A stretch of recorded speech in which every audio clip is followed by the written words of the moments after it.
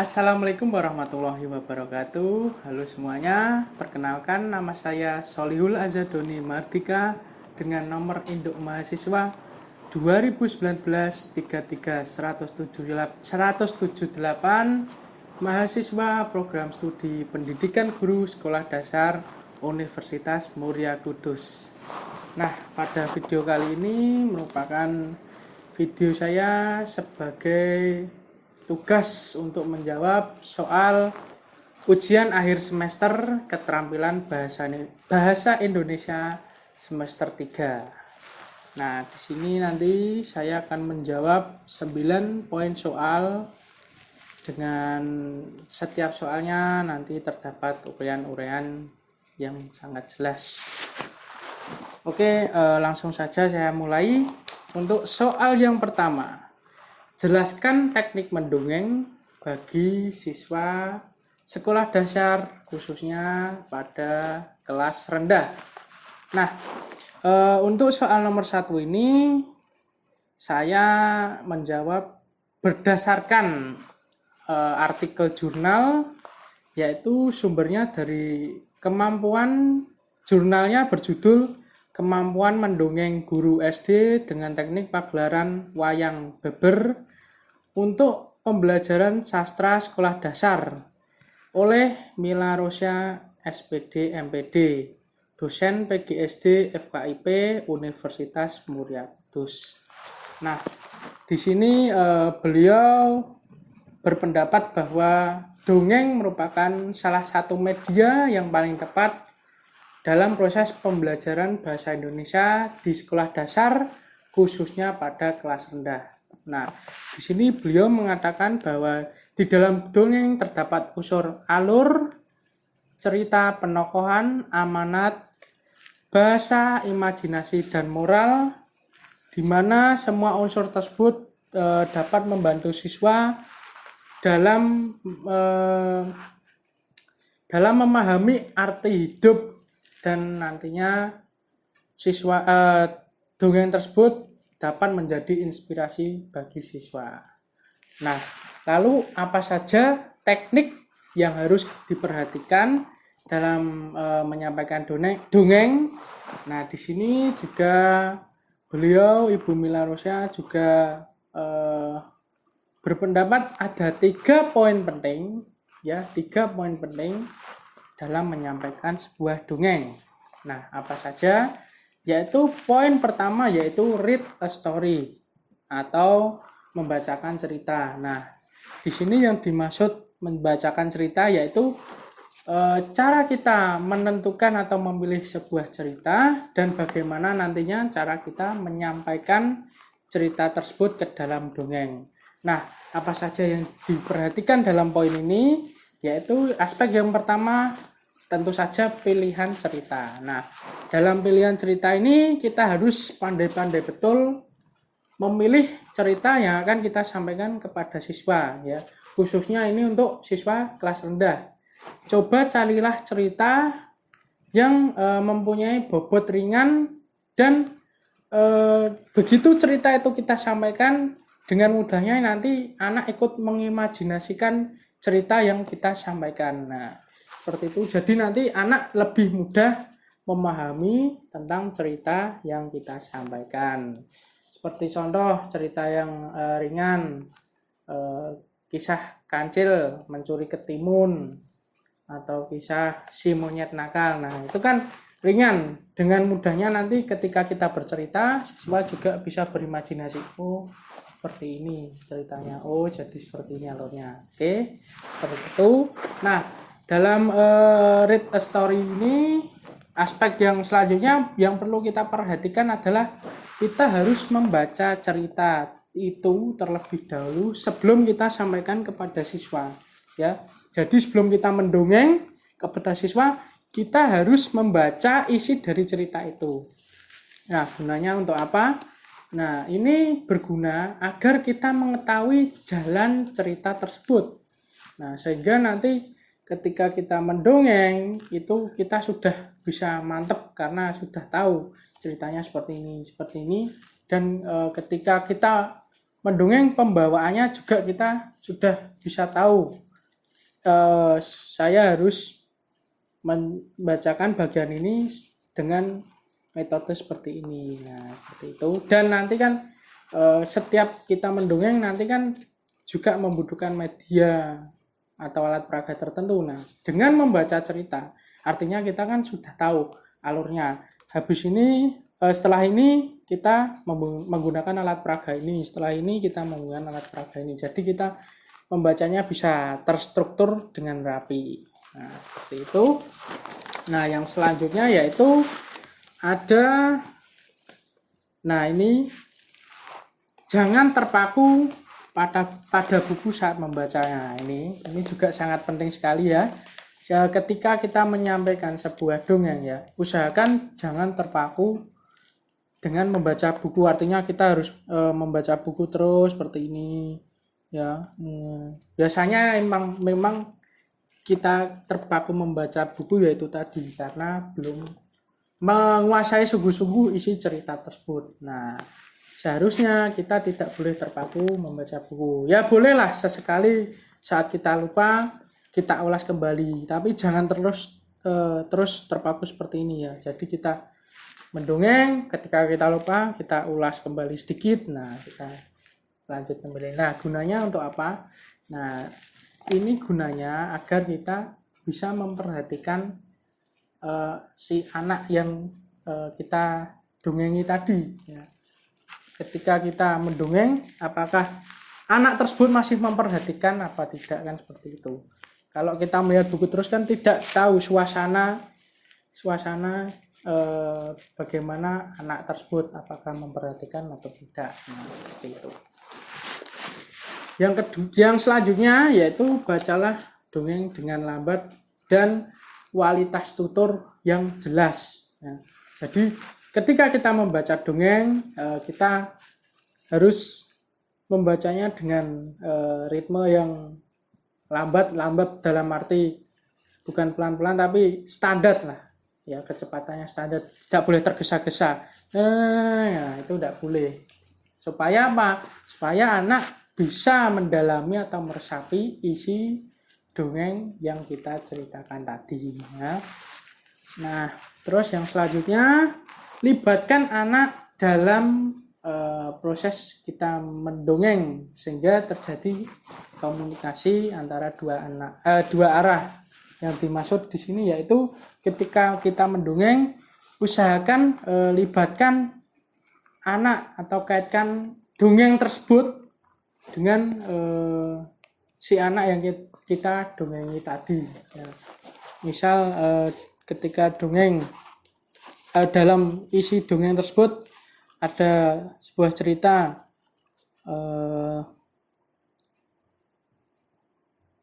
misal Rini dengan itu dia rajin menabung. Nah, kita libatkan anak. Ayo, siapa di sini yang juga rajin menabung? Nah, dan pasti saya, Bu, saya. Nah, seperti itu. Gunanya untuk apa? Nah, kita dengan itu komunikasi dengan anak terjalin dan anak tetap memperhatikan kita saat mendongeng. Nah, itu aspek-aspek pada poin pertama tadi yaitu read a story atau membacakan cerita. Dengan kata lain, kita memperhatikan cerita yang akan kita pilih dan selanjutnya kita memperhatikan cara menyampaikan cerita tersebut ketika kita mendongeng. Nah, poin yang selanjutnya yaitu media atau peraga. Nah, untuk yang selanjutnya gini, kita dalam mendongeng pastikan membutuhkan media atau alat peraga supaya dalam kita mendongeng itu lebih bisa lebih bisa hidup lah, lebih bisa dimaknai oleh anak-anak. Nah, di sini juga pemilihan media atau alat peraga sangatlah penting ya. Ada beberapa aspek juga di sini yang perlu diperhatikan, yaitu yang pertama, pilihlah media yang sesuai dengan cerita yang akan kita sampaikan ya. Seperti contoh di sini dalam jurnal artikel ini beliau menggunakan alat peraga wayang beber. Nah, seperti itu kan harus disesuaikan dengan isi cerita, terutama tokohnya ya. Misal tokohnya adalah seorang anak. Nah, itu wayangnya juga nanti gambarnya ya seorang anak. Nah, atau juga bisa menggunakan boneka ya.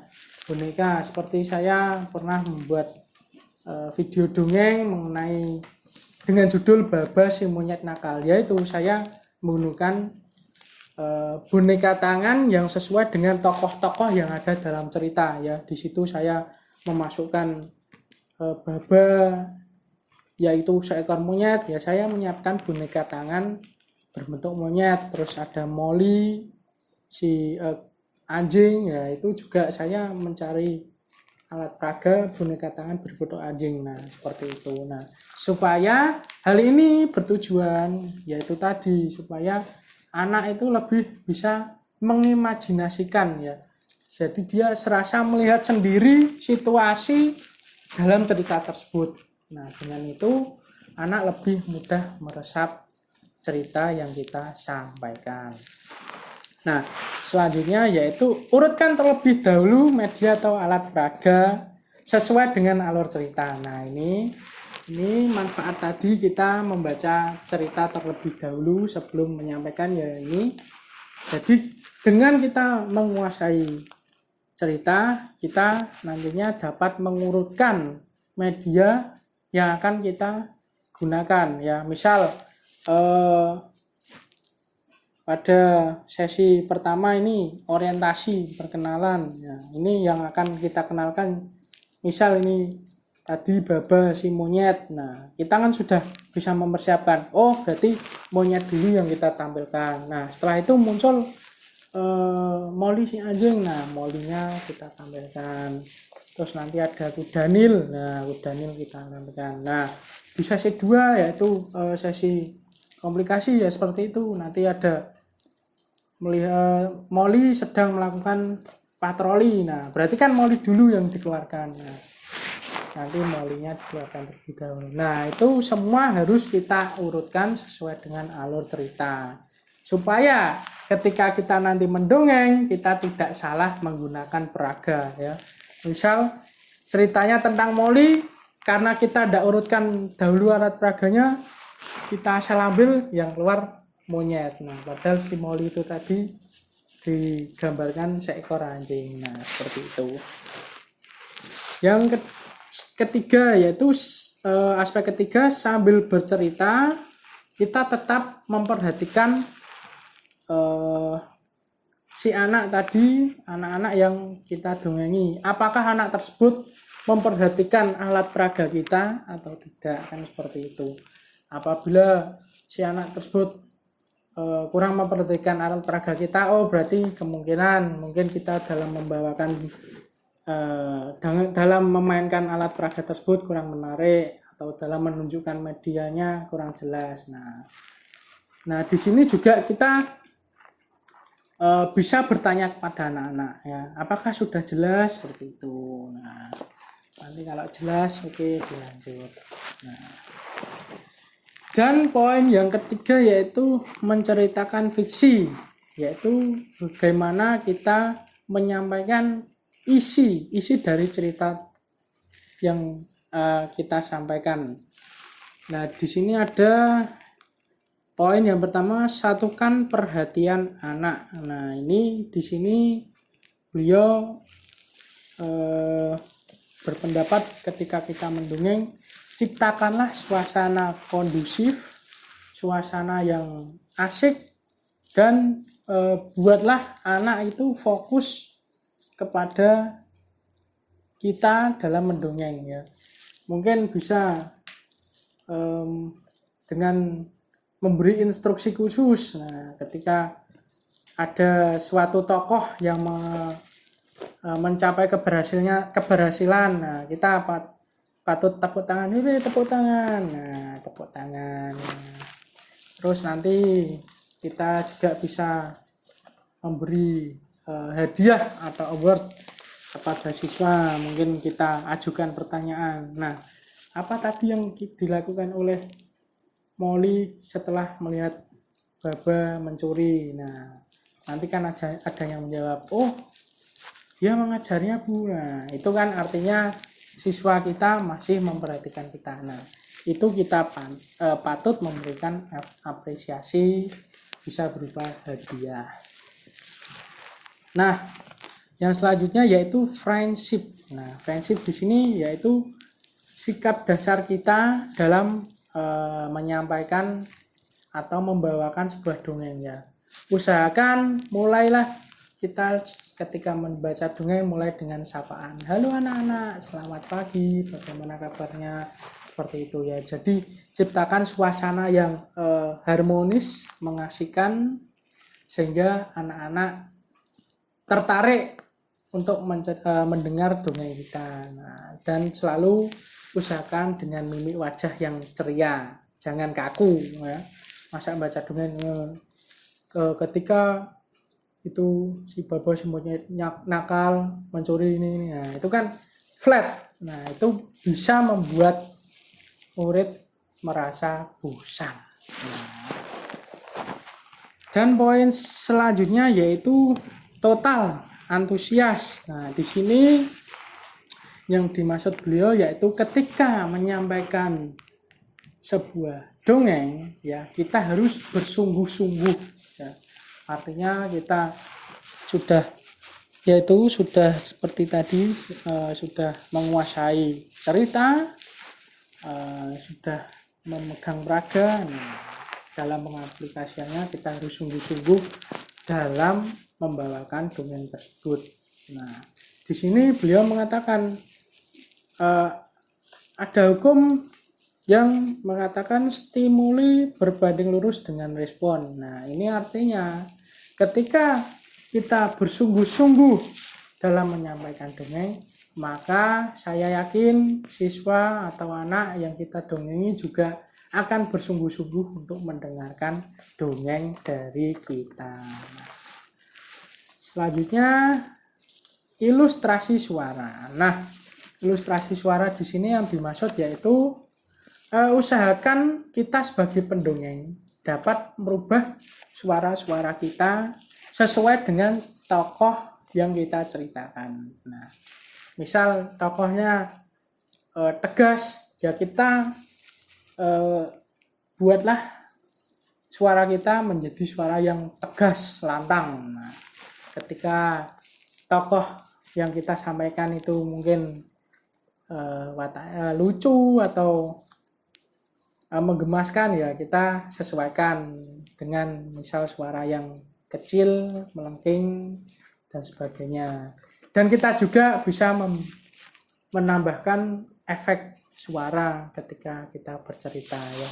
Seperti contoh kita menggambarkan suasana di malam hari yang sepi, sunyi, dan hanya ada suara jangkrik. Nah, itu kan kita bisa improvisasi dengan efek suara. Contoh, di suatu malam yang sunyi terdengar suara jangkrik, krik, krik. Nah, itu kan efek suara. Nah, itu bisa kita improvekan ke dalam dongeng kita. Ya, dengan tujuan agar cerita tersebut bisa dirasakan kepada yang mendengarkan. Oke.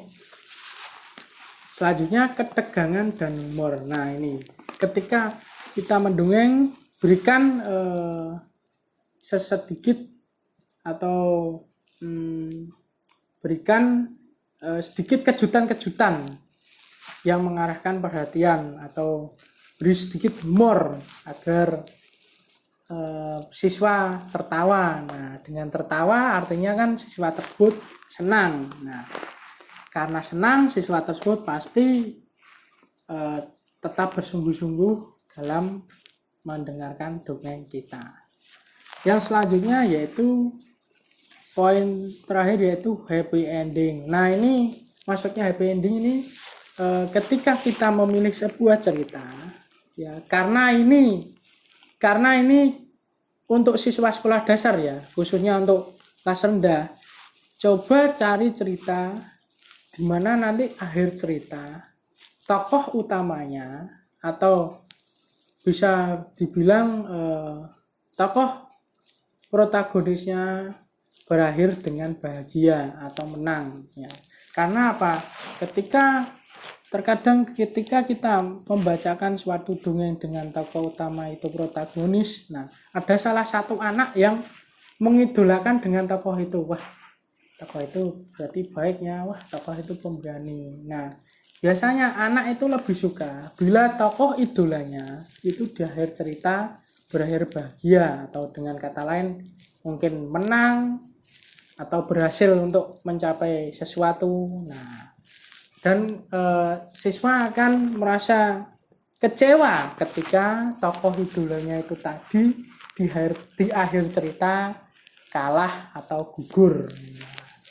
Atau jika terpaksa, mungkin kalau tokoh idolanya itu gugur, nah, akhiri dengan seperti tokoh itu gugur dengan tenang, dia disambut oleh para bidadari di langit. Nah, itu kan tetap ada unsur bahagianya. Nah, dengan itu murid menjadi antusias dengan dongeng kita.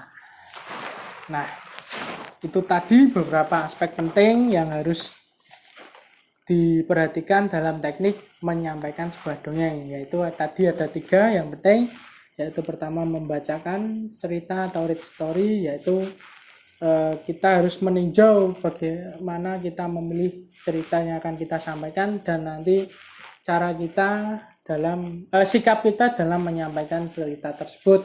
Yang kedua, media atau peraga yang dimaksud yaitu kita harus memilih dengan betul media atau peraga yang digunakan saat kita menyampaikan dongeng. Nah, dan yang terakhir yaitu tadi penyampaian fiksi, yaitu cara kita menyampaikan isi dari cerita dongeng yang akan kita bawa.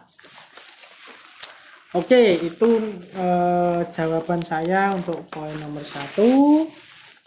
Kemudian yang selanjutnya yaitu kita melangkah ke soal nomor 2.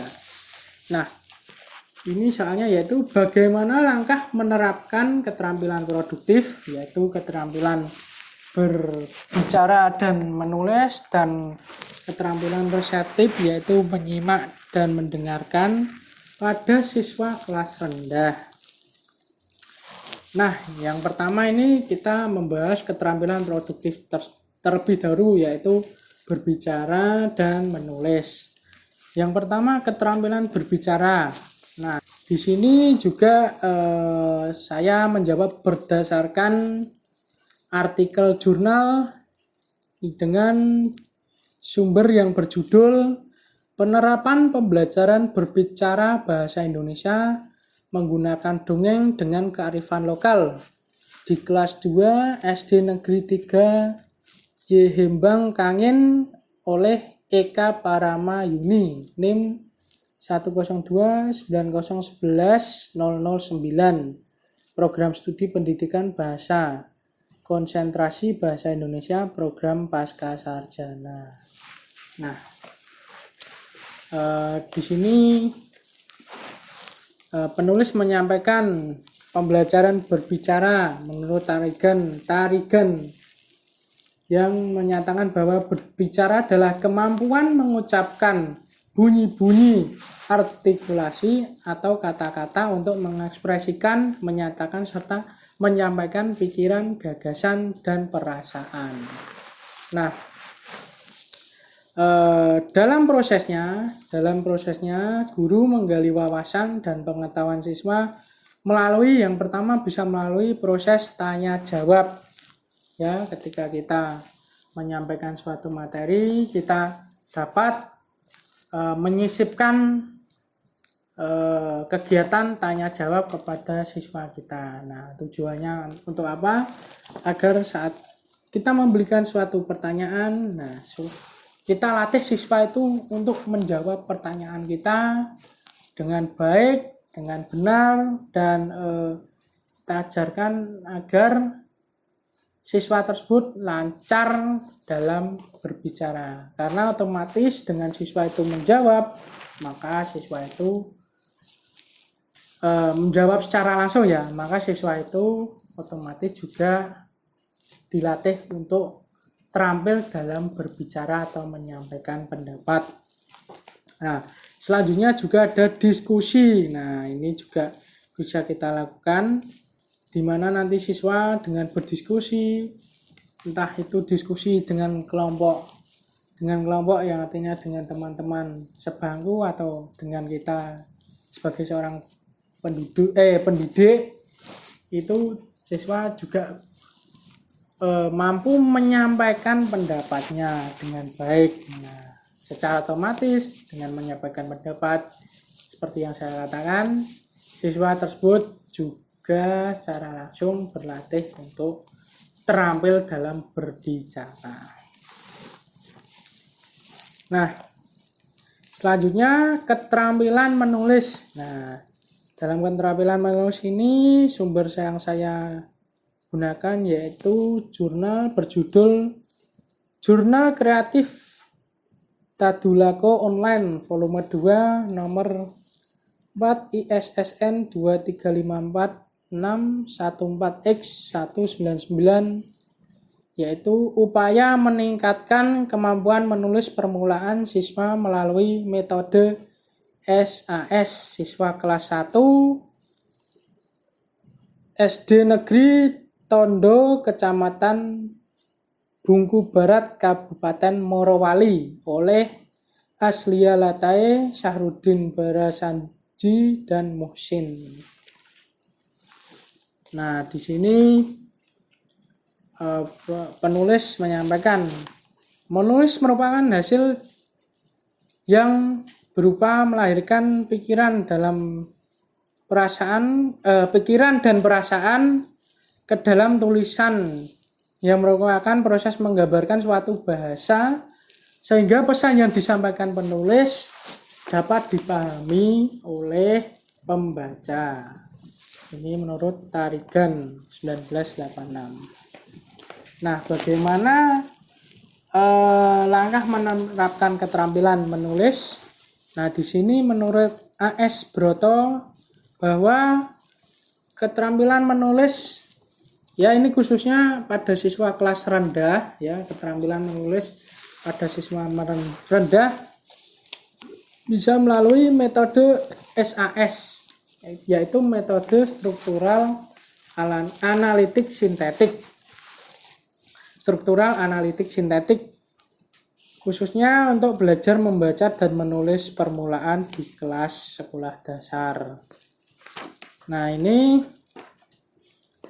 dalam proses operasionalnya metode struktural analitik sintetik ini mempunyai langkah-langkah yang berlandaskan operasional dengan urutan. Struktural menampilkan keseluruhan, analitik melakukan proses penguraian, sintetik melakukan penggabungan kembali kepada bentuk struktural semula.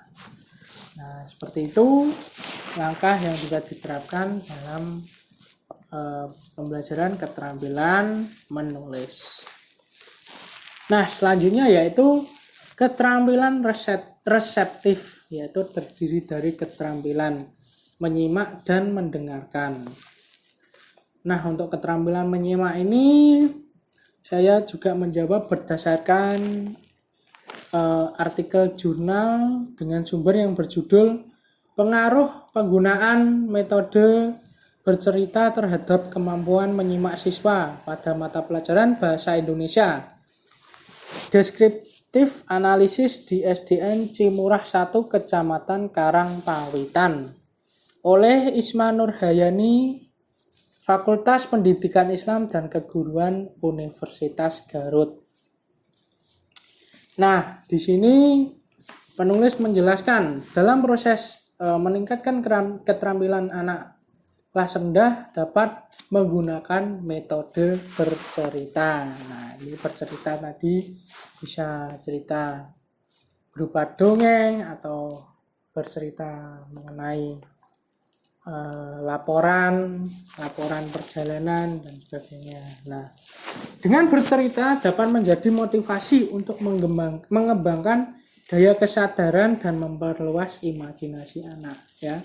Tentu dengan kita menyampaikan sebuah cerita seperti tadi yang di dalam jurnalnya Ibu Mila Rosa, dengan kita bercerita kita dapat meningkatkan imajinasi anak sehingga anak selain pandai dalam menyimak, juga anak tersebut bisa mengetahui tentang arti hidup dan menerapkannya di kehidupan mereka.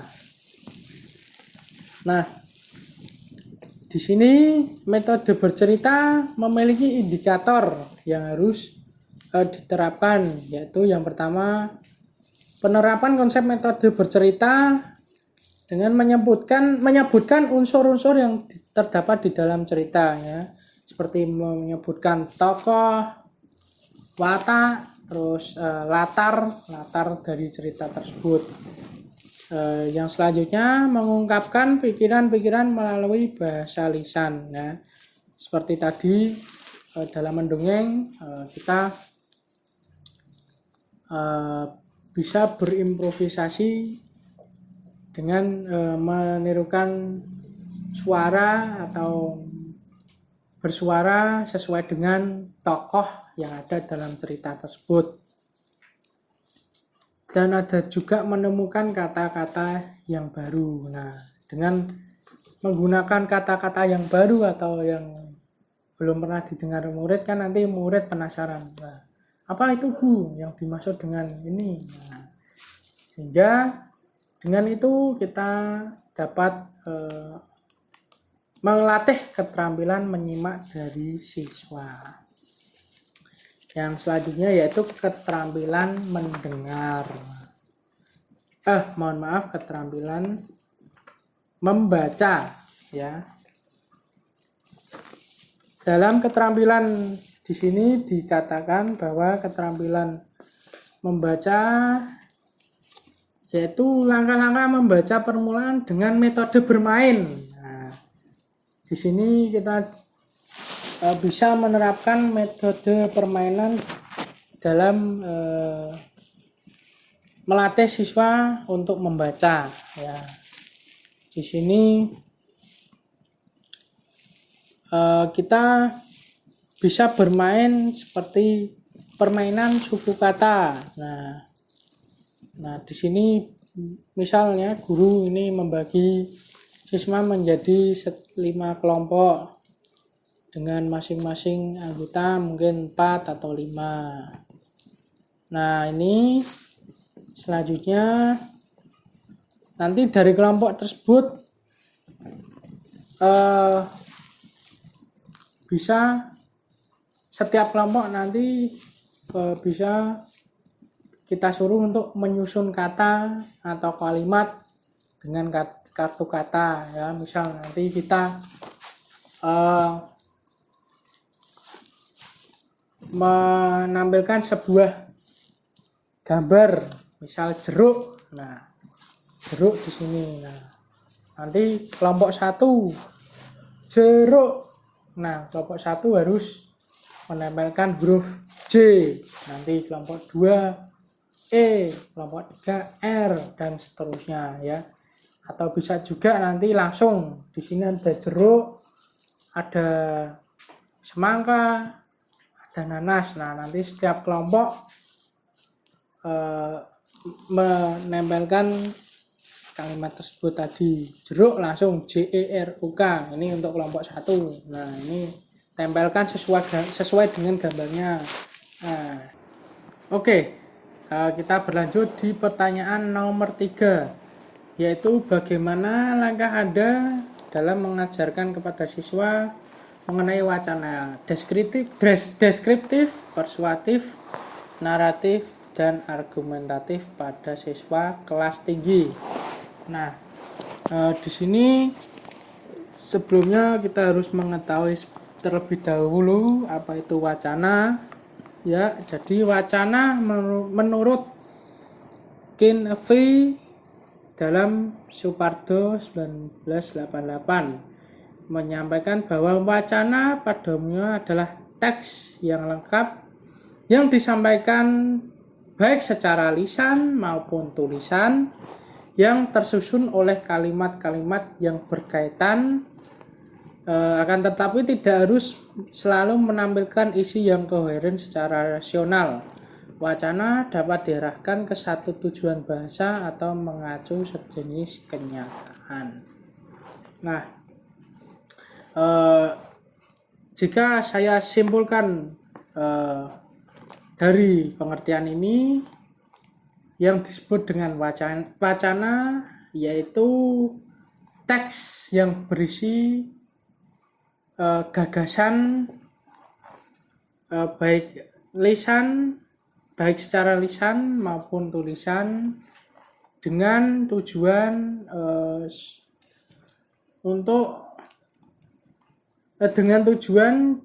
penulis menyampaikan sesuatu kepada pembaca atau pendengar, ya, sehingga pendengar atau pembaca itu bisa mengerti dengan betul apa pikiran atau gagasan yang disampaikan oleh seorang penulis.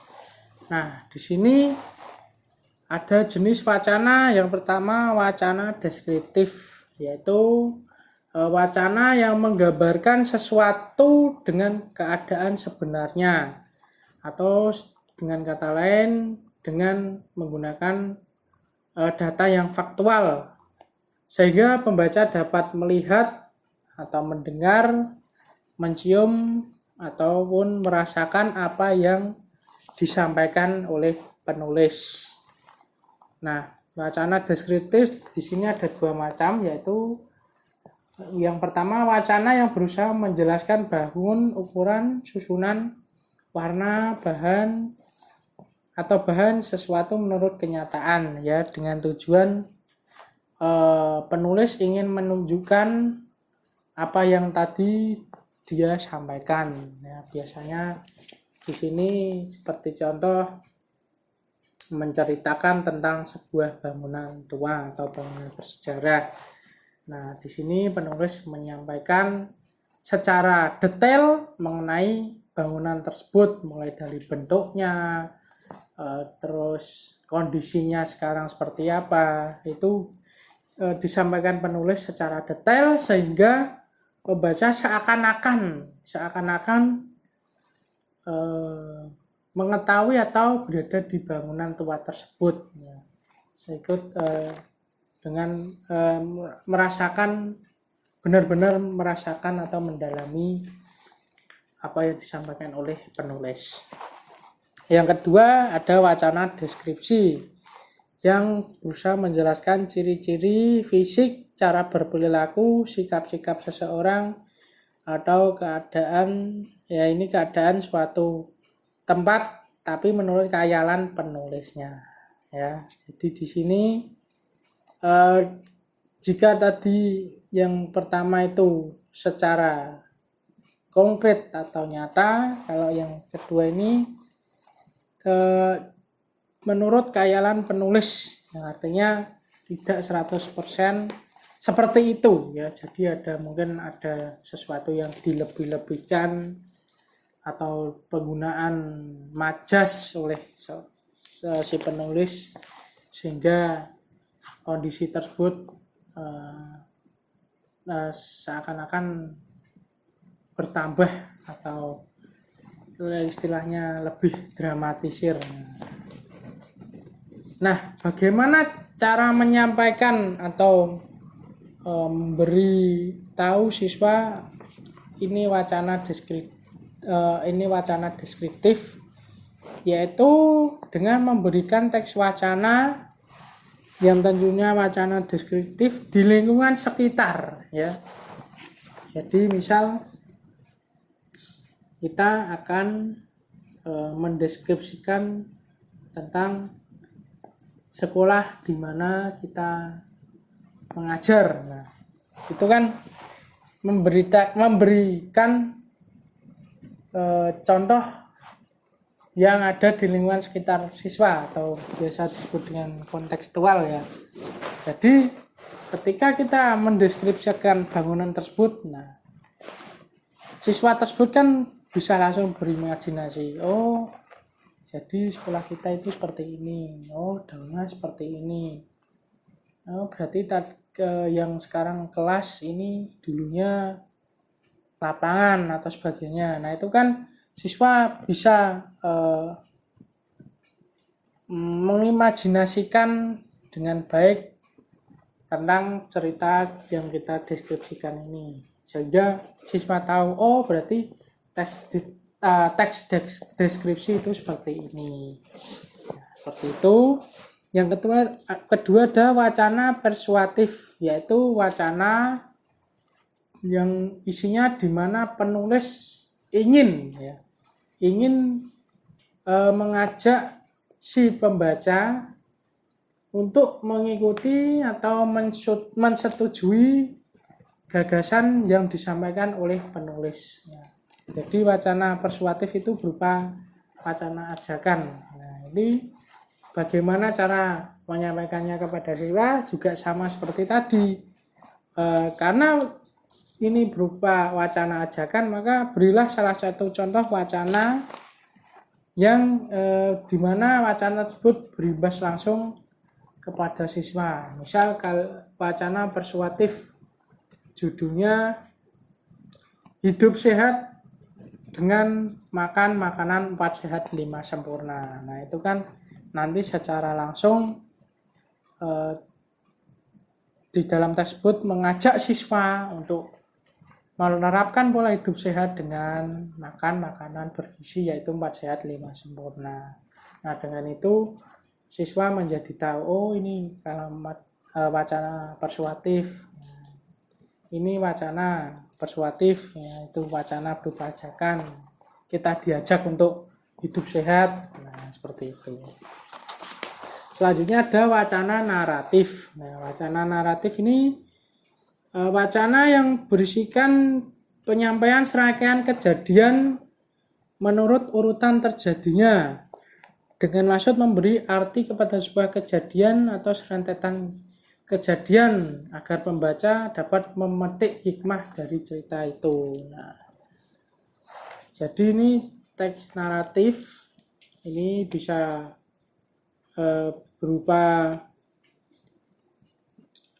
misal teks naratif berupa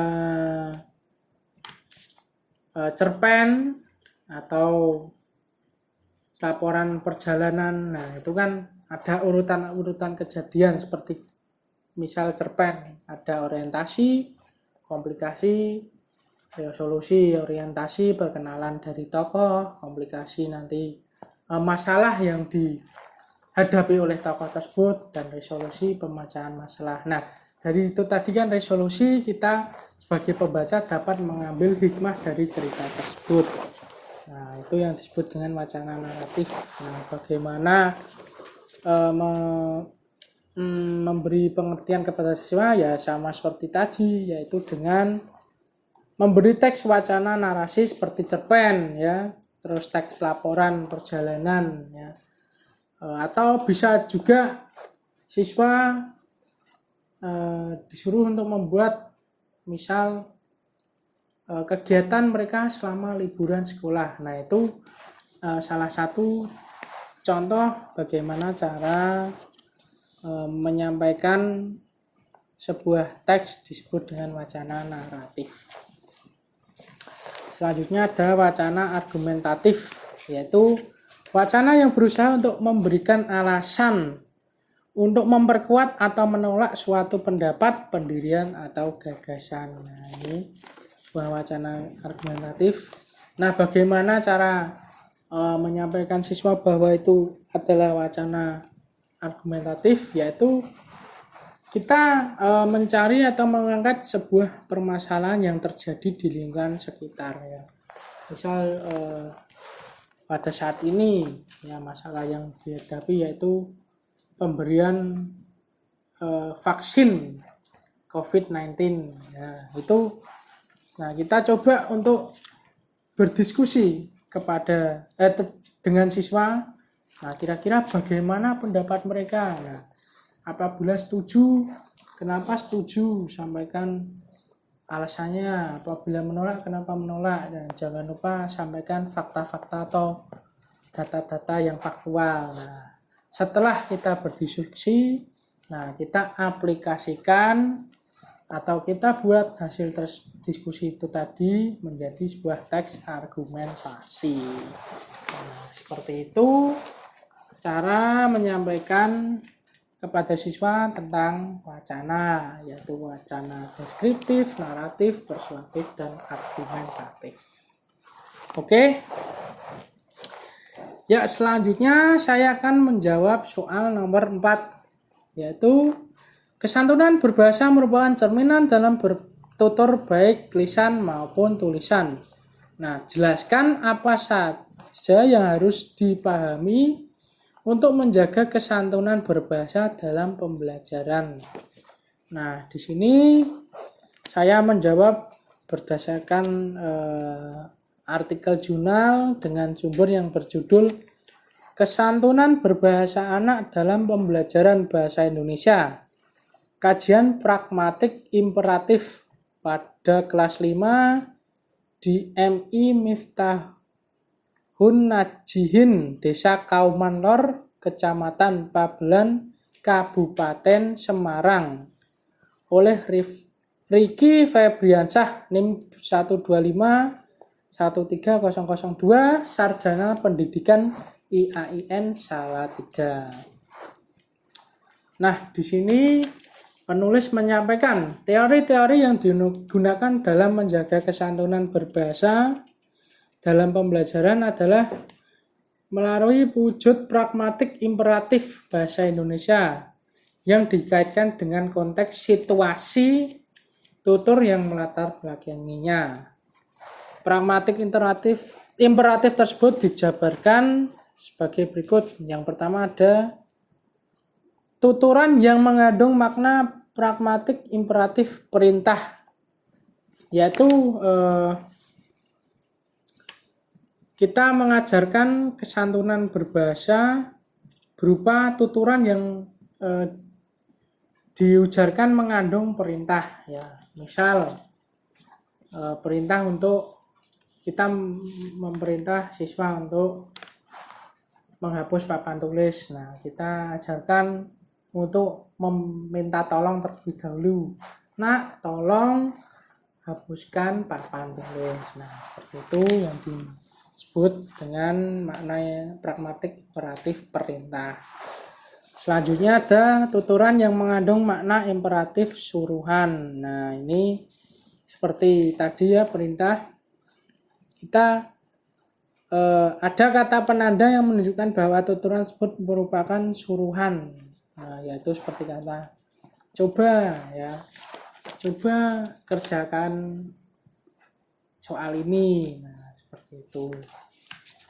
Yang selanjutnya yaitu tuturan yang mengandung makna imperatif permintaan, ya, yaitu bentuk permintaan yang disampaikan penutur menggunakan kata minta tolong atau yang bermakna minta, ya.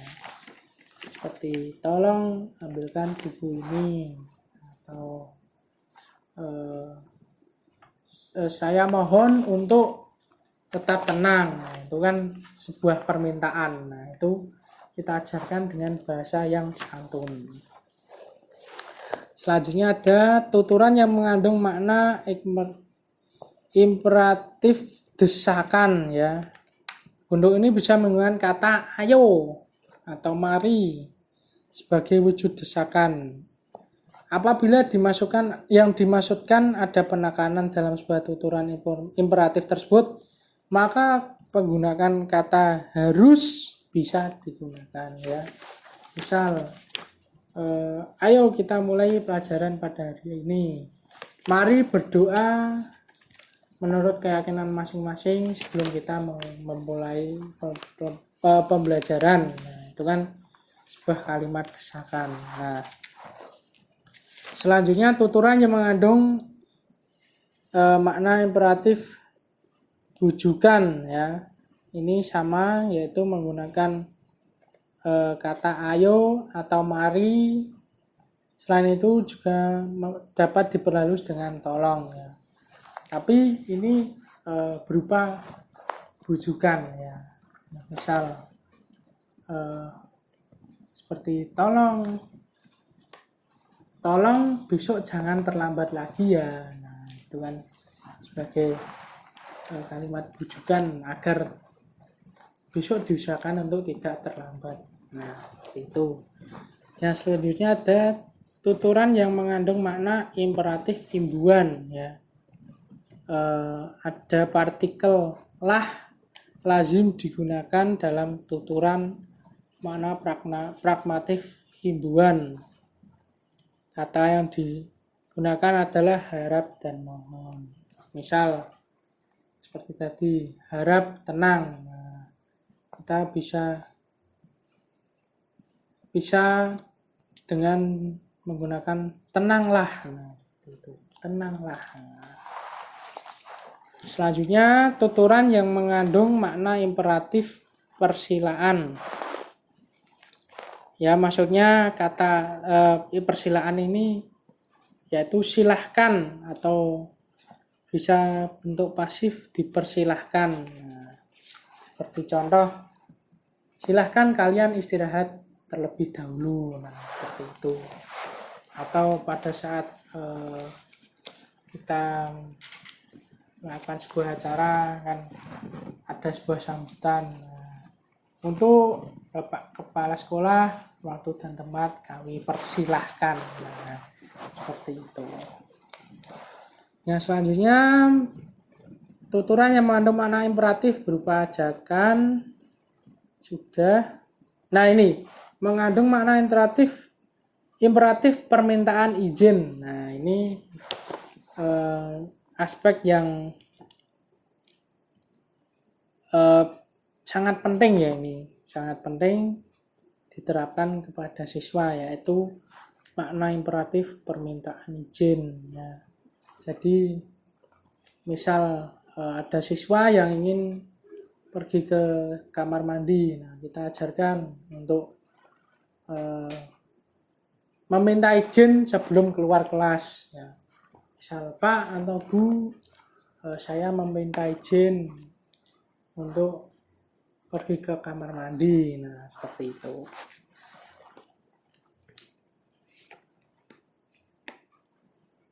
Tuturan yang mengandung makna imperatif larangan. Nah, ini seperti kata jangan. Ini lazim digunakan untuk tuturan yang bermakna larangan. Jangan berisik ketika sedang ulangan. Jangan mencontek. Nah, seperti itu. Selanjutnya tuturan yang mengandung makna harapan. Nah, ini bisa berupa kata harap dan semoga. Saya harap apa yang saya sampaikan pada kali ini dapat kalian mengerti dengan baik, atau semoga dalam ujian akhir semester kali ini nilai kalian mendapat nilai yang baik. Nah, itu berupa kalimat harapan. Oke, yang selanjutnya saya akan menjawab soal nomor 5. Bahasa figuratif pada siswa sekolah dasar muncul karena dua hal, yaitu pembelajaran melalui kontekstual dan tekstual. Jelaskan perbedaannya. Nah, di sini yang dimaksud dengan pembelajaran kontekstual yaitu pembelajaran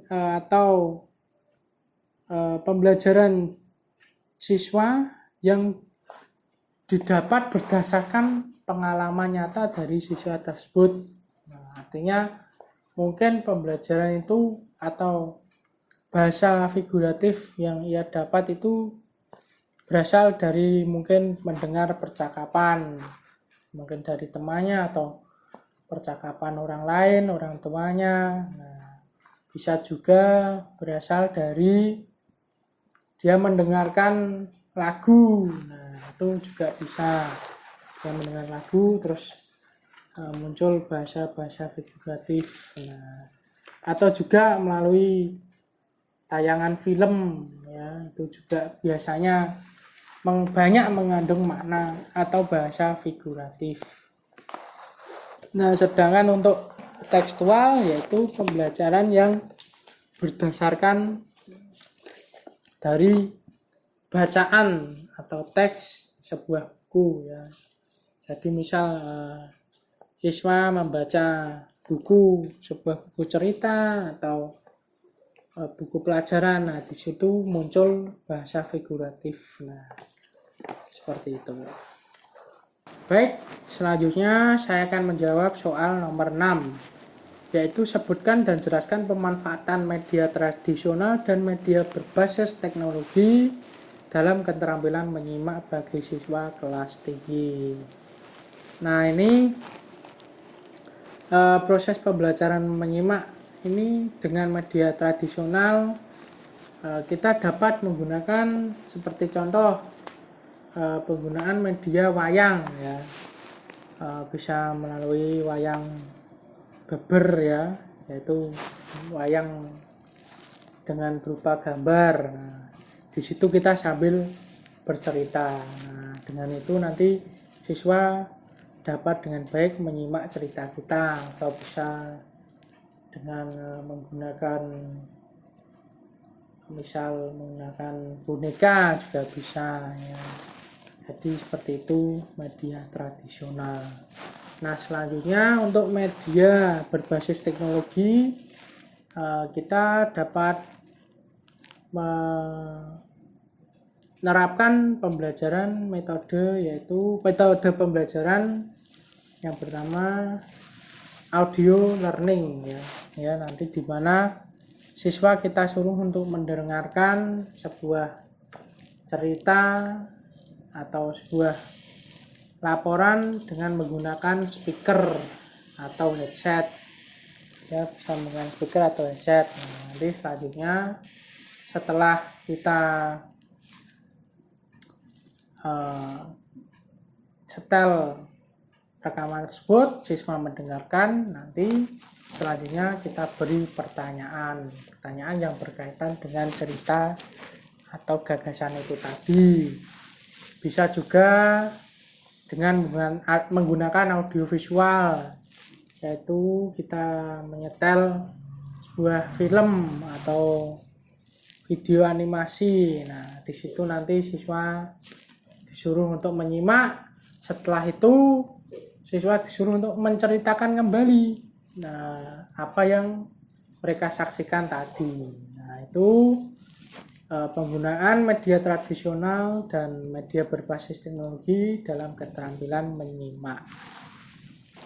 Baik, sekarang melangkah di soal nomor 7, yaitu jelaskan teknik membacakan puisi untuk membedakan tekanan, intonasi, lafal, dan jeda yang sesuai dengan suasana serta pesan yang ada dalam puisi.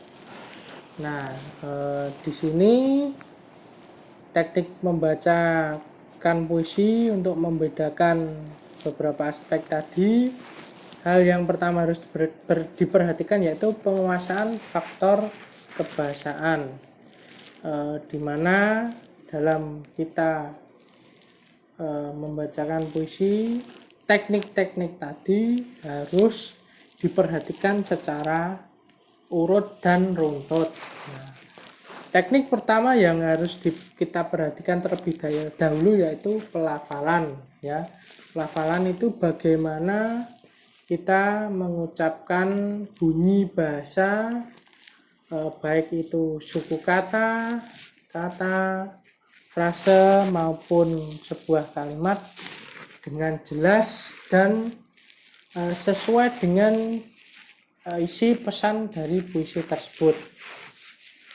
Nah, setelah pelafalan kita bisa menguasai dengan baik dan jelas, selanjutnya yaitu intonasi dalam pembacaan puisi, yaitu menyangkut ketepatan penyajian tinggi rendahnya irama suatu puisi. Nah, intonasi ini juga dipengaruhi oleh aspek yang dinamakan tekanan. Nah, tekanan ini nanti ada beberapa jenis, yaitu yang pertama ya ada tekanan dinamik, yaitu pemberian penekanan pada suatu kata atau kalimat, di mana kata atau kalimat tersebut itu sebuah intisari atau inti pesan dari puisi tersebut.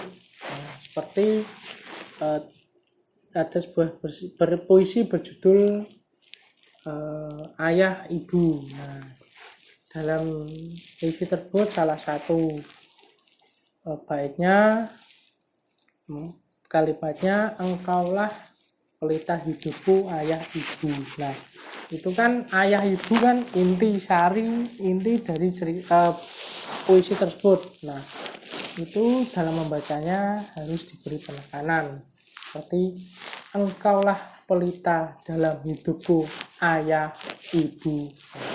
Ayah ibunya itu diberi penekanan ayah ibu. Nah, itu yang dinamakan tekanan dinamik. Yang selanjutnya adalah tekanan nada, yaitu tekanan tinggi rendah, perasaan girang, gembira, dan marah atau keheranan. Nah, sini misal biasanya perasaan atau pesan yang menunjukkan marah atau keheranan itu biasanya nadanya dinaikkan suaranya ya. Misal,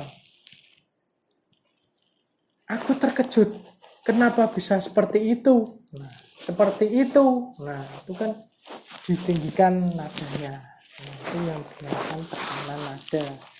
Yang selanjutnya ada tekanan tempo atau jeda. Nah, di dalam sebuah puisi, dalam membacakannya biasanya kita harus memperhatikan tempo dan jedanya ya.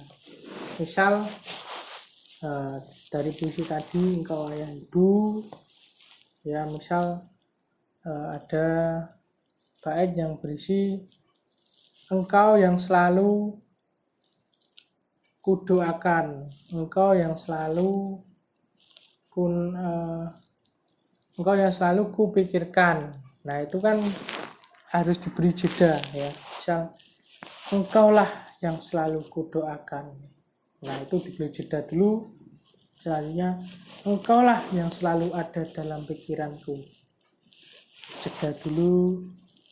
Yang terakhir nanti tambah lagi, dan engkaulah yang menjadi inspirasi hidupku. Nah, itu kan setiap per kalimat ada jedanya. Nah, seperti itu yang dinamakan tekanan tempo atau jeda.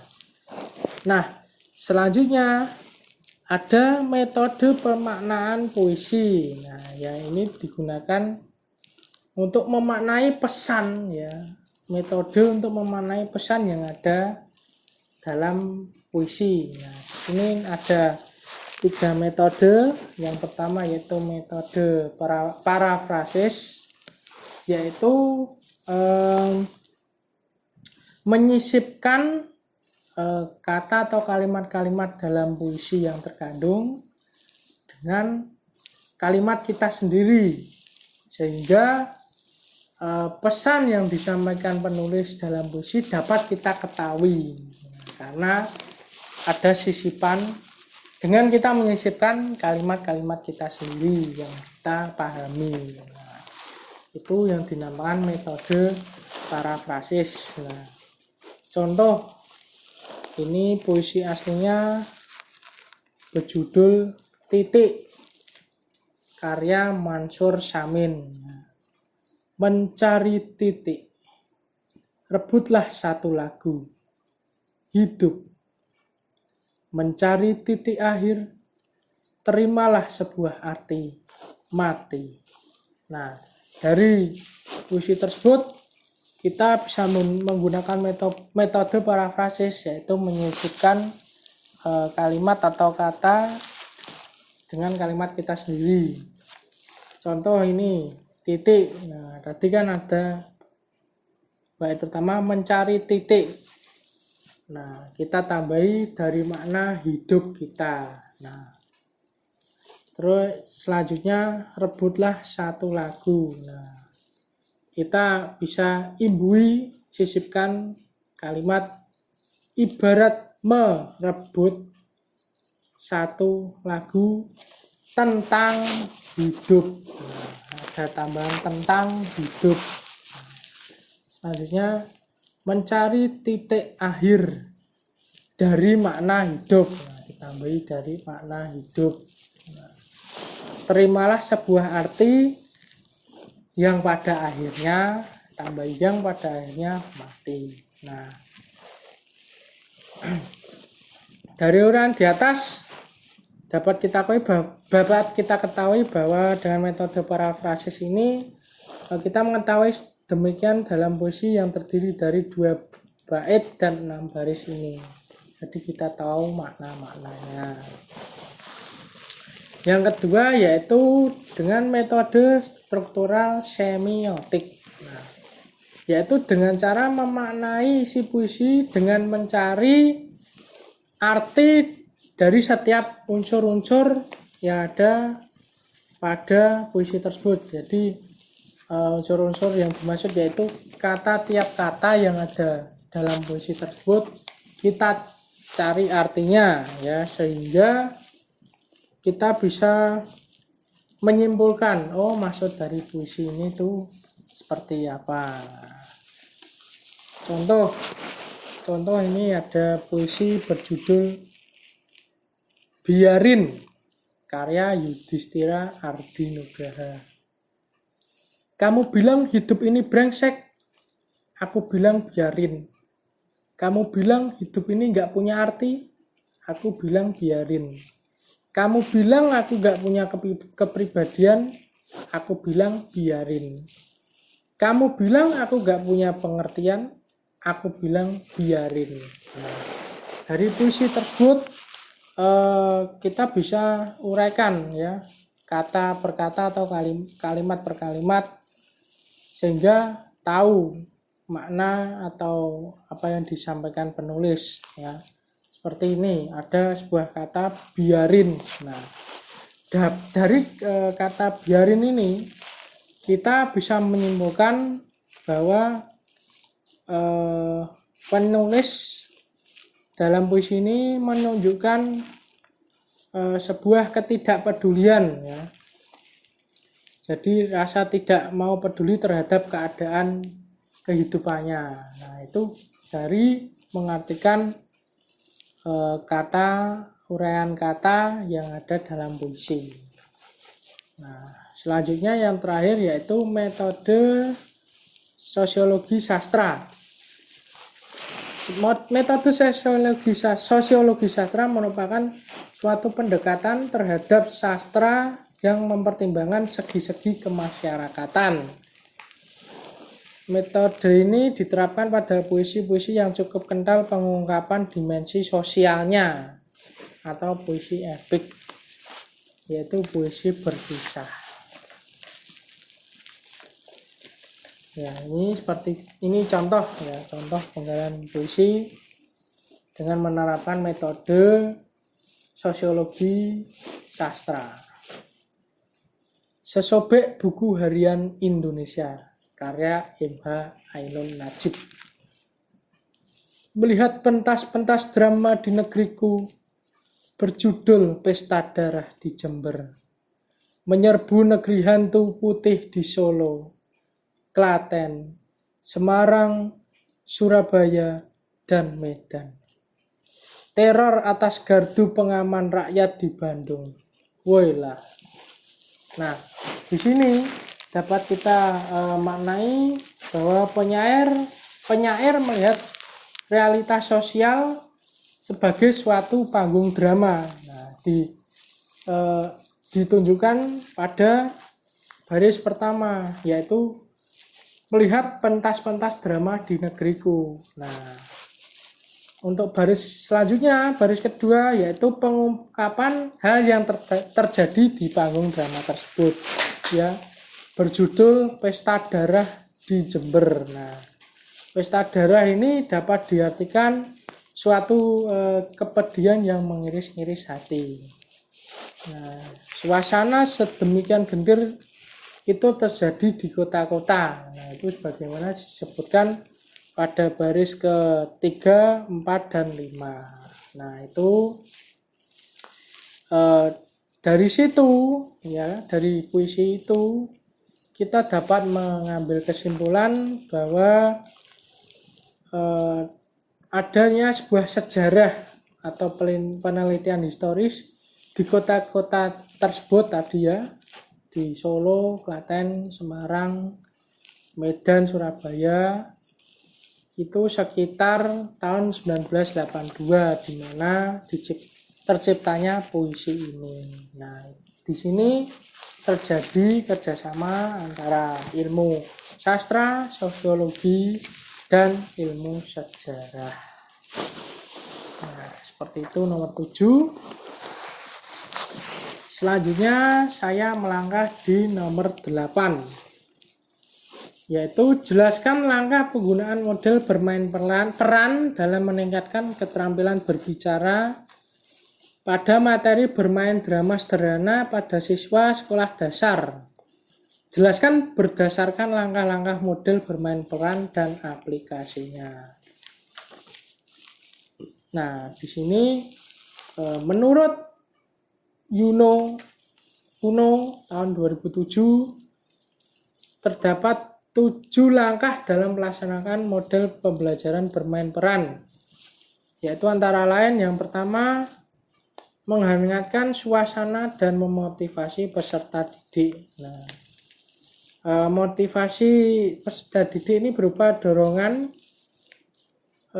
untuk mengadakan perubahan demi mencapai tujuan tertentu. Nah, tahap ini dimaksudkan untuk memotivasi peserta didik agar mau atau bersedia untuk bermain peran tersebut. Nah, jadi misal contoh suatu anak kita suruh untuk berperan menjadi tokoh utama. Nah, kita motivasi, kamu harus bisa menjadi atau memerankan tokoh ini karena saya rasa pribadi tokoh dalam cerita itu sesuai dengan watak dan kepribadianmu. Nah, itu dinamakan motivasi peserta didik. Yang selanjutnya memilih peran. Nah, pada bagian ini peserta didik dan guru mendeskripsikan berbagai watak atau karakter. Nah, dari watak atau karakter ini kalau kita bahas bersama-sama nanti kan siswa akan menentukan ya karakter mana yang ia suka. Nah, dari situ nanti kita bisa menentukan perannya. Misal anak ini kok suka karakter ini, berarti nanti dia yang berperan sebagai tokoh tersebut. Nah, anak yang satunya kok menyukai watak dari tokoh utamanya, berarti anak tersebut yang nantinya berperan sebagai tokoh utamanya. Itu. Yang selanjutnya menyusun tahap-tahap peran. Nah, menyusun tahap-tahap ini para pemeran ya, yaitu peserta didik, kita ajak untuk menyusun garis-garis besar adegan yang akan dimainkan ya. Adegan-adegan apa saja nanti yang harus ditampilkan. Nah, seperti nanti dalam cerita ada adegan di mana tokoh utamanya lari mengejar penjahat. Nah, nanti kita tentukan. Nah, nanti yang menjadi tokoh utama kamu nanti mengejar si A, si B yang berperan sebagai penjahat. Nah, seperti itu. Yang selanjutnya menyiapkan pengamat. Nah, pengamat ini kita melibatkan tokoh-tokoh yang berperan dalam drama itu tadi. Nah, di dalam pengamatan ini pada saat kita berlatih nanti misal ada satu tokoh berperan, nah, tokoh yang lain ikut mengamati. Nah, apakah sudah sesuai, sudah cocok atau belum. Nah, seperti itu. Jadi secara tidak langsung nanti satu persatu tokoh tersebut bisa mengintrospeksi diri masing-masing, bisa melihat kekurangan mereka dan memperbaiki kekurangan tersebut. Nah, yang selanjutnya pemeran. Nah, pada tahap ini mulailah peserta didik mulai beraksi secara spontan sesuai dengan peran masing-masing.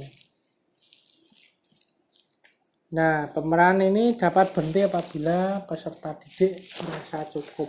Nah, jadi dalam tahap pemeran ini mulai menjalankan perannya atau menjalankan dramanya peserta didik tersebut.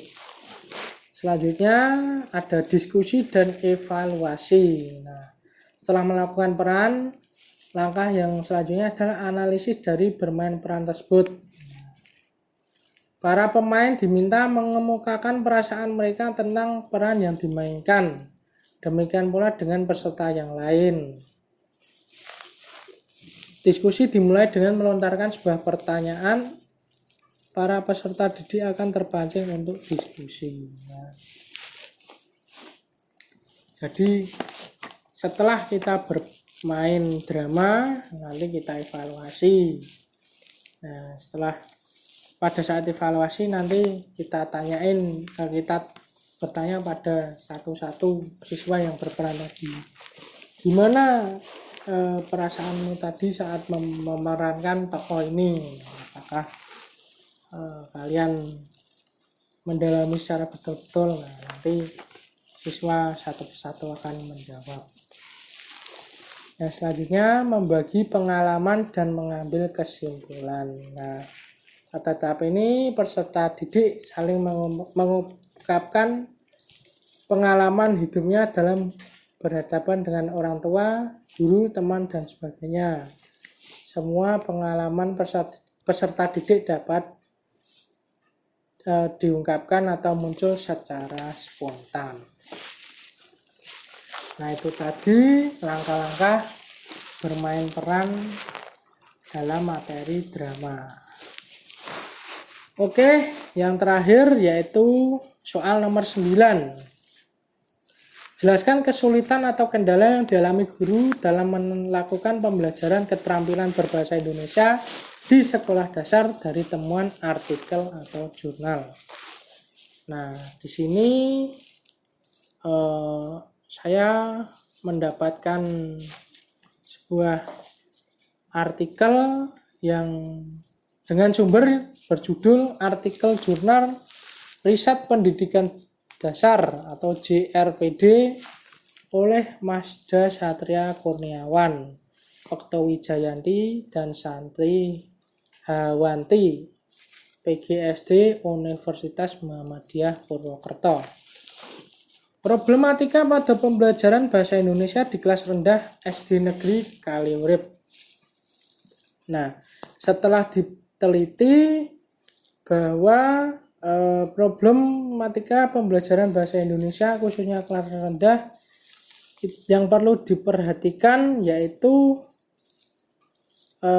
tingkat konsentrasi peserta didik. Nah, di sini tingkat konsentrasi belajar peserta didik khususnya dalam pembelajaran bahasa Indonesia masih sangatlah rendah. Selanjutnya, kesulitan peserta didik dalam berbicara menggunakan bahasa Indonesia. Nah, ini juga sebagian besar dialami di beberapa sekolah dasar karena ya memang siswa-siswanya sudah terbiasa menggunakan bahasa daerah setempat, sehingga banyak siswa yang belum terbiasa menggunakan bahasa Indonesia. Yang selanjutnya yaitu kesulitan peserta didik dalam membaca dan menulis. Nah, ini berdasarkan hasil penelitian oleh Masda Satria Kurniawan, Okto Wijayanti, dan Santri Hawanti. Ada 3 kesulitan yang mereka temukan dalam pembelajaran bahasa Indonesia, yaitu tadi konsentrasi peserta didik masih rendah, terus belum terbiasanya peserta didik menggunakan bahasa Indonesia, dan masih banyak peserta didik yang sulit untuk membaca dan menulis. Dan yang sumber kedua yaitu berjudul Problematika Pembelajaran Bahasa Indonesia di SD atau MI dan alternatif pemecahannya oleh Puspidalia, Jurnal Cendekia volume 10 nomor 1 halaman 124. Nah, di sini hampir sama dengan hasil penelitian sebelumnya, yaitu tingkat konsentrasi peserta didik yang masih rendah. Selanjutnya kesulitan peserta didik dalam membaca dan menulis sangatlah banyak ditemukan, khususnya di kelas rendah, dan bahkan di kelas 3 dan 4 masih ada peserta didik yang membaca harus dengan mengeja. Nah, itu tadi permasalahan-permasalahan yang terjadi dalam pembelajaran keterampilan berbahasa Indonesia di sekolah dasar. Nah, alhamdulillah 9 soal telah saya jawab dengan runtut dan urut seperti tadi, dan semoga jawaban ini selain menjadi tugas untuk memenuhi tugas ujian akhir semester, saya harap informasi-informasi yang saya berikan tadi dapat bermanfaat bagi kalian semua yang menonton video ini.